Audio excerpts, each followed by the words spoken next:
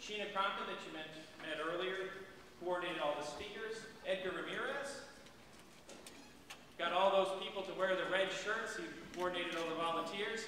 So throughout the day, if you're looking for a speaker, if you're looking for a session, if you're looking for lunch, or maybe more importantly, if you're looking for the restrooms, find the people in the red shirts. And they know where everything is, and they'll be able to help you. We have Anthony Alexander, who took care of he was responsible for the international feast that you're going to have at lunch. At lunchtime, in the summit, we'll have recipes that were provided by all of our international organizations on campus and then prepared by our food service company, Sodexo. In addition, Anthony was able to get a lot of sponsors to provide the food for today. We had Jenna Waldschmidt, who handled logistics.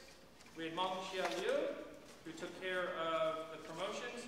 And Alan and Carlos, our graduate research assistants, who are floating around. There's Alan, and Carlos is in the back. They kind of make sure that everything functioned well. So let's thank the students who put this together.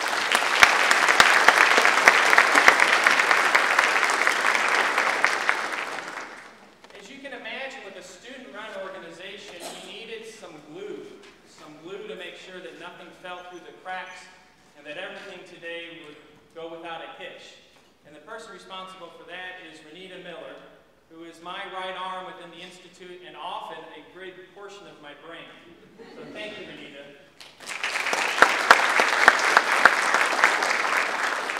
And as Keith mentioned, last but certainly not least, nothing like this would happen without a faculty sponsor who has vision, who has an endless supply of positive energy, who is respected and admired by her students.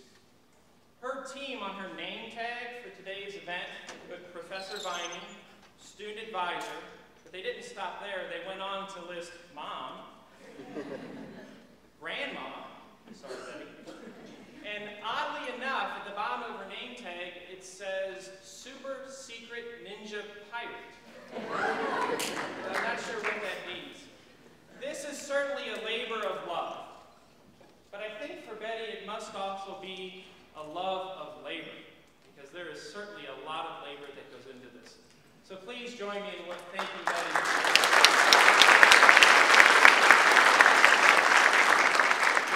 One last thing before I introduce the real reason why you're here today, is to listen to our fantastic keynote address, is to kind of explain how the day is going to go.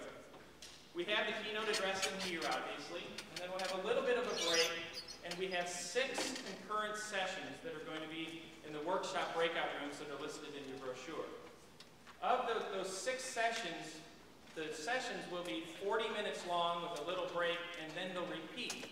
So you have the opportunity to see 2 of those sessions in the time you have before lunch. So you want to kind of look at those to see how you're going to spend that time, and then you can rotate to another one.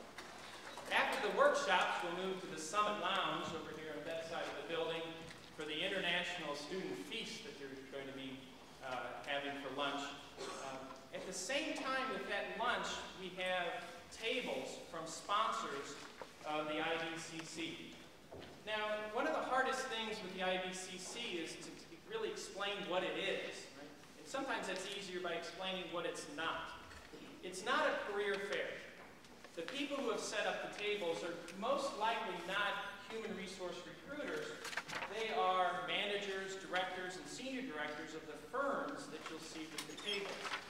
So I would encourage all of you to avail yourself of the professionals who are here, who have careers in international business, who work for firms that do international business, and I would encourage you to put your hand out and introduce yourself to them to build your own personal network. Because we all know what you know is really important, but sometimes who you know can be that little edge that you need. So take advantage of the time that you have with them over lunch. After lunch, we'll come back here for a fantastic executive panel. We have 4 fantastic panelists and a great moderator. There'll be lots of questions from the moderator and lots of questions from you for people who are very senior in the field who were willing to come and share their story of how they made it to where they are and maybe have some tips and techniques for you to take advantage of. So that's how we're going to spend the day. The thread throughout that day are prizes.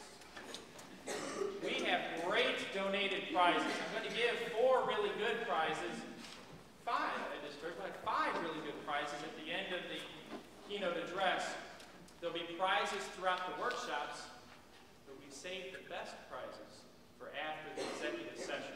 That's where we're giving out the big prizes.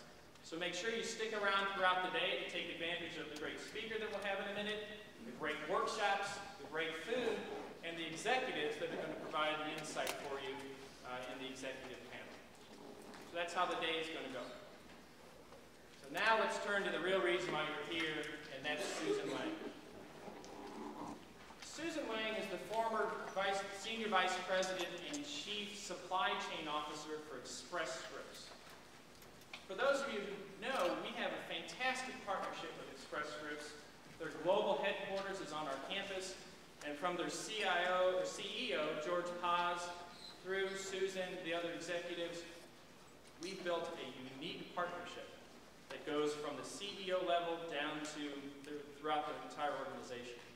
I've had the pleasure to teach in the executive MBA that we've designed specifically for Express Scripts. We have a cohort of their executives that go through the program. And their partnership with UMSL is so strong that we recently renamed our computer center building Express Scripts Hall to show the strength of that relationship. And that partnership continues today.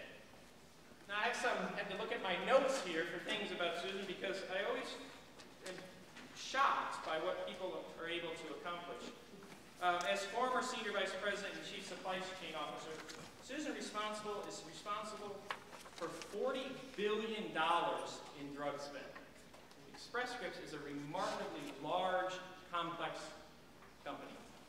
Susan is dedicated to improving healthcare globally and has worked in Cuba, Colombia, and in China to expand Express Scripts offerings. And she's committed to helping physicians, patients, and practitioners improve healthcare through accountability, through quality, and through safety and security. Susan's on the board of the St. Louis Community College, the Olin School of Business, and maybe most impressively to me, she has a master's in medical anthropology, which I can't even begin to figure out exactly what that would be, and she has an MBA from Stetson University. But maybe the top of her accomplishments is she's on our faculty as a research faculty member in our Department of Anthropology here at UMSL. So would you please join me in welcoming and thanking Susan and